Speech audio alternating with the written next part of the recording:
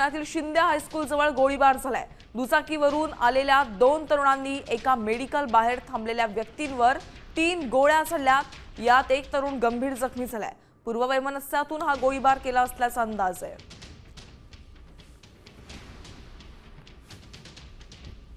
आपण थेट आमचे प्रतिनिधी अक्षय बडवे यांच्याकडून अपडेट जाणून घेऊयात। अक्षय, पुण्यातील शिंदे हायस्कूल जवळ गोळीबाराची घटना घडलेली आहे। आरोपीला अटक करण्यात आली आहे का? आपण जर बघतोय तर ही घटना जी आहे ती आज रात्री 10 मिनिटांच्या आसपास घडलेली आहे। पुण्यातल्या शिंदे हायस्कूल जवळ हा सगळा प्रकार घडलेला आहे। एका दुचाकीवरनं 2 ते 3 तरुणांनी एका मेडिकलच्या बाहेर थांबलेल्या एका तरुणावर गोळीबार केला। 3 गोळ्या ज्या आहेत त्या एका पिस्टलमधनं फायर करण्यात आलेल्या आहेत आणि सध्या आपण जर पाहिलं तर मोठ्या प्रमाणात वरिष्ठ अधिकारी जे आहेत ते दाखल झालेले आहेत। जो जखमी आहे त्याला खासगी रुग्णालयात त्याच्यावर उपचार सुरू आहेत आणि जे आरोपी या ठिकाणाहून पसार झाले त्यांना देखील शोध घ्यायची प्रक्रिया जी आहे ते पुणे पोलिसांकडून सुरू झाली।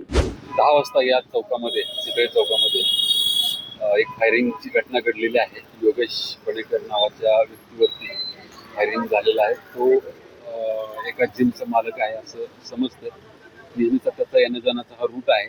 त्याच्यावरती पाळत ठेवून 4 लोकांनी या ठिकाणी अग्निशस्त्राचा वापर करून फायरिंग केलेला आहे। त्याचबरोबर त्यांच्याकडे धारदार शस्त्र असल्याचं निष्पन्न झालेलं आहे। संबंधित जखमीला लगेचच दवाखान्यात नेलेलं होतं। तो सुस्थितीत आहे आणि त्याच्यावरती हॉस्पिटलमध्ये उपचार चालू आहेत। आरोपी कोण आहेत त्यांची ओळख पटली का? आरोपींची ओळख पटलेली आहे। सध्या जे 4 आरोपी होते ते आम्ही विदिन 1 तासामध्येच ताब्यात घेतलेले आहेत आणि त्यांची आता आम्ही चौकशी करणार आहोत। या ठिकाणी एकूण किती राऊंड फायर झाले? या ठिकाणी 3 राऊंड फायर झालेले आहेत। एकूण महाराष्ट्रातील सर्व बातम्यांचे विश्वासार्ह व्यासपीठ सकाळच्या सर्व सोशल मीडिया प्लॅटफॉर्मला लाईक, फॉलो आणि सबस्क्राईब करा।